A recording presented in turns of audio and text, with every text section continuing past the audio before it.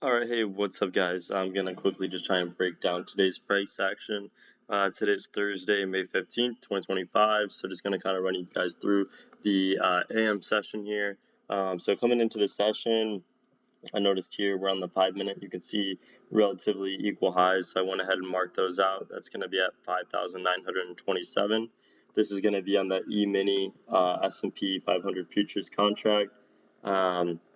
So we came in here into the morning. We're going to zoom in here, jump right in. You'll see we open here. We had a lot of chop for a while. You'll see there's an inverse fair value gap as well as a traditional fair value gap here. Price comes back, taps down into that level. You'll see that price comes up here. That's going to fill this imbalance right here. That was the new day opening gap right here. There's a little gap right there. So you see price comes up, hits it basically to the tick, falls back down. You will see a small little fair value gap holding it if you go on the lower time frame. And the price shoots back up here, aiming for those relative equal highs. So kind of simple, but today and yesterday I noticed that price has been actually making the kind of the majority of its move past kind of our silver bullet window. I mean, you can see price started to take off here around 10:50, so right towards the end, right into that last 10-minute macro on the hour, but from about 10 to about 11 when we traditionally look for that.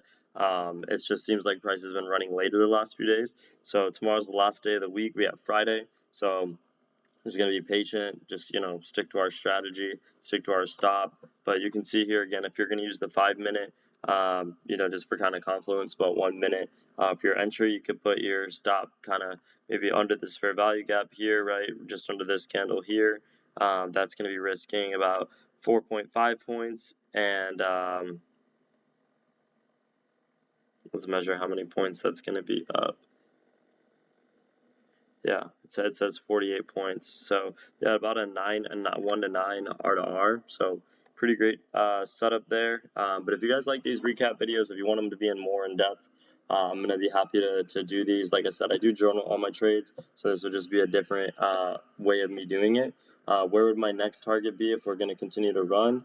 It's gonna be this next level up here at 47. That's gonna be a 4-hour gap fill if we got up to it. But also we've been running up quite a bit, so I could also, not gonna only look for that, potentially if we do get a move back down into the range here. You see we have some big imbalances, potentially come back down into, equilibrium into the middle of the range before going higher. But again, I like to use the lower time frame and confluence with that.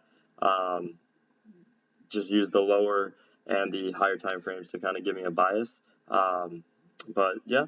Alright guys, hope you enjoy the video. Thank you, take care.